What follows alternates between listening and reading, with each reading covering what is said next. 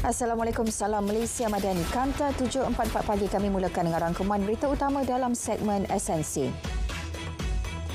Tidak gentar, malah akan terus bela Palestin. Itu maklum balas tegas Perdana Menteri Datuk Seri Anwar Ibrahim berhubung ugutan yang beliau terima daripada negara luar susulan ketegasan Malaysia mempertahan nasib rakyat Palestin. Perdana Menteri menyatakannya pada Himpunan Malaysia Bersama Palestin yang berlangsung di Axiata Arena malam tadi. Lebih 16,000 individu hadir, tanda keteguhan sokongan rakyat Malaysia kepada Palestin.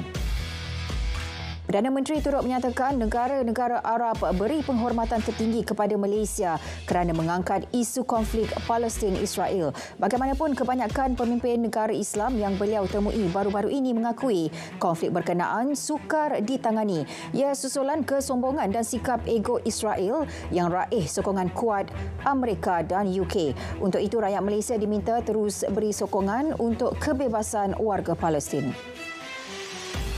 Dan ini berhubung dakwaan kandungan membabitkan konflik Palestin-Israel disekat di TikTok.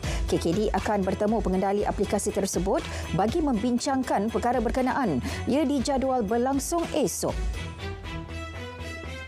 256 projek perumahan swasta sakit berjaya diselamatkan KPKT yang membabitkan kejayaan siapkan pemajuan hingga dapat sijil penyiapan dan pematuhan CCC, juga mengubah status projek menjadi lancar. Perkembangan Sukan Para Asia Hangzhou, kontingen negara berjaya raih 4 emas, 6 perak dan 6 gangsa setakat ini. Ia menjadikan kedudukan negara melonjak ke tangga ke-8 daripada 29 negara. Emas diperoleh daripada acara berbasikal, lontar peluru, lompat jauh dan renang.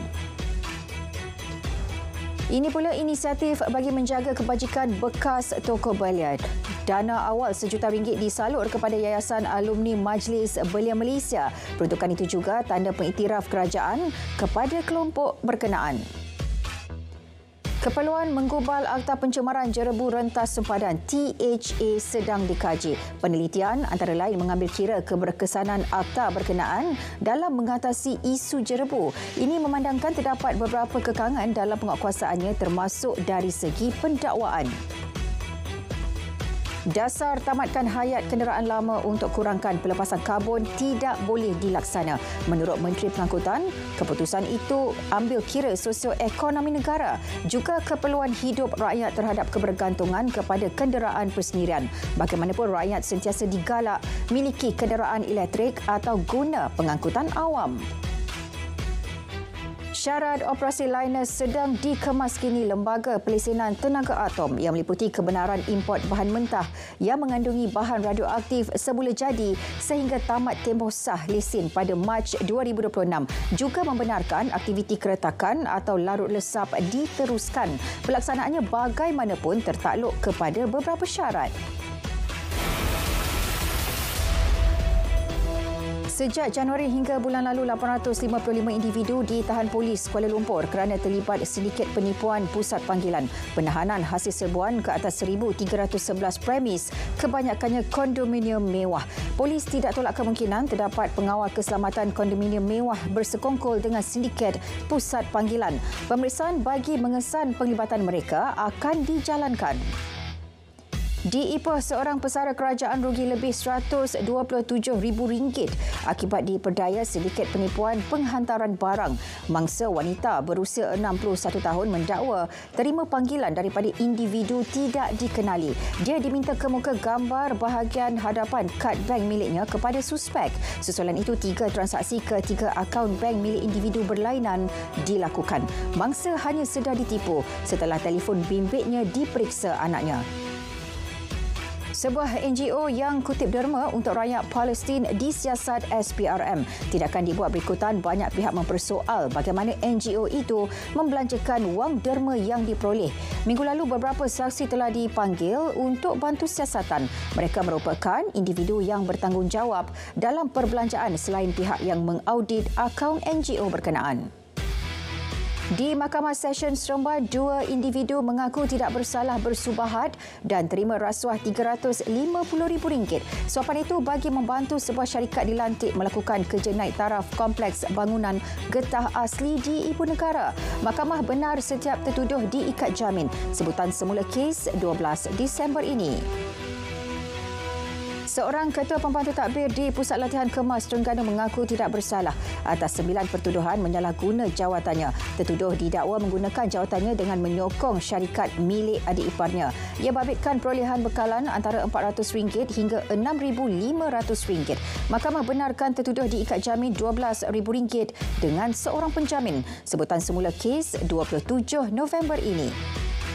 Pindaan Perlembagaan Persekutuan dan Pengenalan Perundangan Baharu itu antara 10 inisiatif yang dipertimbang untuk dimasukkan ke dalam dokumen pembangunan Strategi Pembantrasan Rasuah Nasional NACS. Kesinambungan kepada Pelan Anti Rasuah Nasional 2019-2023 NACP itu akan mengikut kesesuaian dan selaras dasar semasa kerajaan. Pengasingan kuasa badan eksekutif, legislatif dan kehakiman akan terus diperkukuh. Ini bagi menjamin integriti ketiga-tiga institusi berkenaan. Malah pelaksanaannya akan diterjemah dalam setiap keputusan yang dibuat kerajaan perpaduan demi keadilan kepada semua pihak.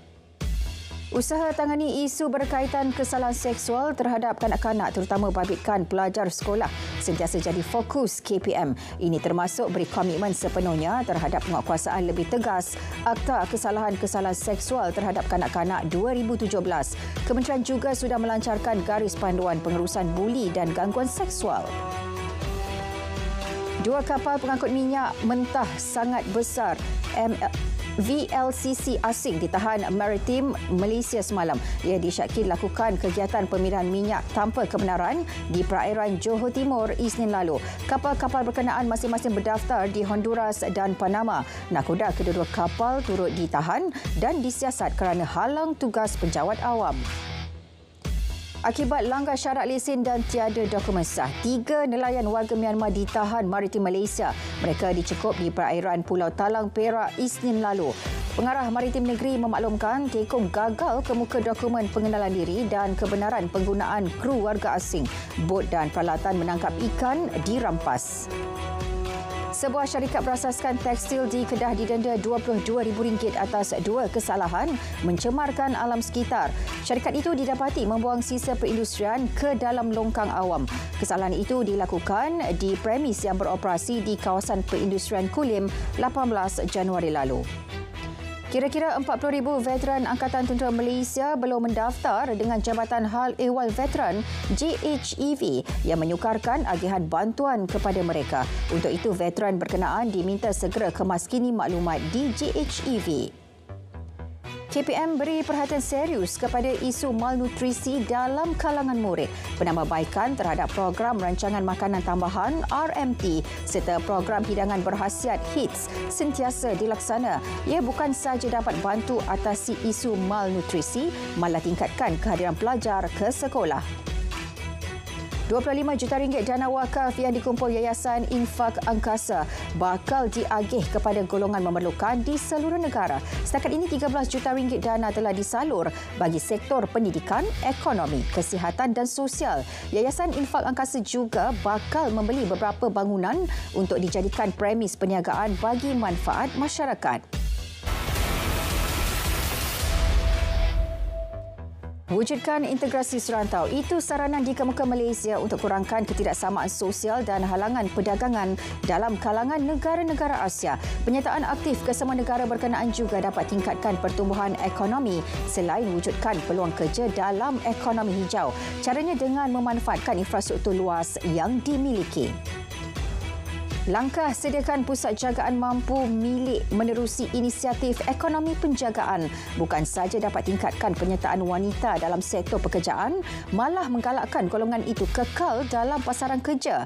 Untuk itu, penambahbaikan terhadap inisiatif berkenaan akan terus dilaksana KPWKM. Ini termasuk sediakan ekosistem lebih baik bagi menyokong pembinaan kapasiti dan peningkatan kemahiran. Ini pula mengenai dasar karbon kebangsaan yang bertujuan sediakan panduan dan usaha perdagangan karbon peringkat negeri yang dijangka siap dalam masa terdekat. Dasar berkenaan akan turut meliputi usaha kerajaan dalam mempelopori penerbitan sukuk biodiversiti hingga RM1 bilion yang diumum dalam Belanjawan 2024. Penerbitan sukuk bagi menjana kredit karbon hutan itu akan dilaksana dengan kerjasama kerajaan negeri. Kongres dan Pameran Minyak Sawit Antarabangsa PIPOC 2023 bakal berlangsung di Pusat Konvensyen Kuala Lumpur mulai 7 hingga 9 November ini. Lebih 100 penceramah terkenal dunia akan ditampilkan untuk berkongsi pandangan mengenai industri sawit. Ini termasuk trend semasa, cabaran, peluang dan teknologi terkini yang diguna pakai. PIPOC 2023, anjuran MPOB, dijadual dirasmikan Perdana Menteri. Penurunan harga minyak sawit mentah bersifat sementara dan dijangka pulih mulai tahun depan. Unjuran tahun hadapan dinaikkan memandangkan jangkaan output minyak sawit mentah rendah dan akan melonjakkan sentimen harga. Setakat ini harga purata bagi 2023 adalah RM3,866 satu tan ekoran beberapa faktor kelemahan. Peruntukan RM2 bilion kepada Politeknik dan Kolej Komuniti menerusi Belanjawan 2024 bakal beri pelbagai impak positif. Ini termasuk memacu perkembangan pembelajaran di institusi berkenaan, seterusnya memperkukuh bidang TVET negara. RAM Ratings menjangkakan lebih banyak perubahan ketara dalam perbelanjaan kerajaan untuk jangka sederhana. Ini memandangkan keperluan bagi merangsang pertumbuhan ekonomi yang semakin berkurangan. Belanjawan 2024 memberi tumpuan kepada tambah baik defisit fiskal negara tanpa menjejaskan pertumbuhan ekonomi dalam tempoh terdekat.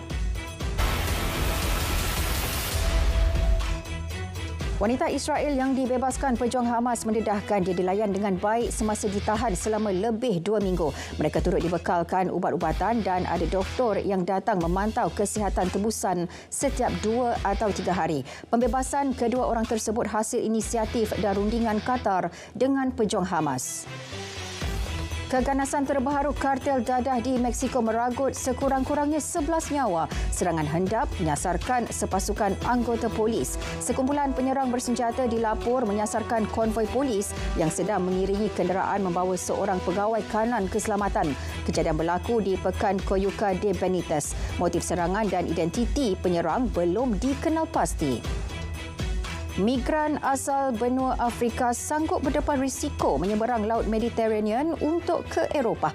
Lebih 900 orang menaiki beberapa buah bot mendarat di Pulau Canary dalam tempoh 24 jam.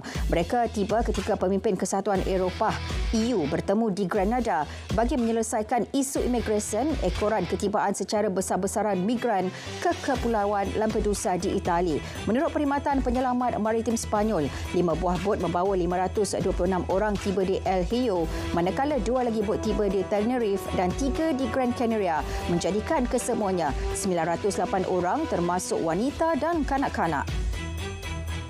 17 maut dan 100 yang lain cedera dalam insiden kemalangan kereta api di Bandar Bairab, Dhaka, Bangladesh. Pelanggaran antara sebuah kereta api barang dengan sebuah kereta api penumpang mengakibatkan 2 gerabak penumpang tergelincir. Nahas berlaku selepas salah sebuah kereta api terbabit memasuki laluan sama. Pihak berkuasa tidak menolak kemungkinan angka kematian mungkin bertambah. Menurut anggota penyelamat, beberapa mayat remuk ditemukan di bawah coach yang terbalik.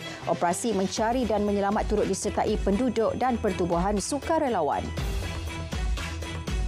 2 kapal kargo bertembung berhampiran Pulau Heligoland utara Jerman dengan beberapa individu dilaporkan hilang. Kapal polisi dan Verity bertembung pada kedudukan 12 batu nautika barat daya Heligoland yang berkemungkinan menyebabkan Verity tenggelam. Manakala kapal polisi yang membawa 22 penumpang pula dibawa arus. Verity dilaporkan dalam perjalanan dari Bremen ke Immingham, manakala polisi pula berlayar dari Hamburg ke La Coruna, Spanyol.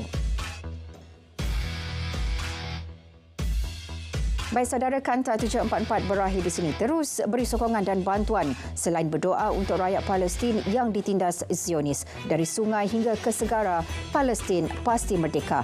Malaysia Madani, tekad perpaduan penuhi harapan.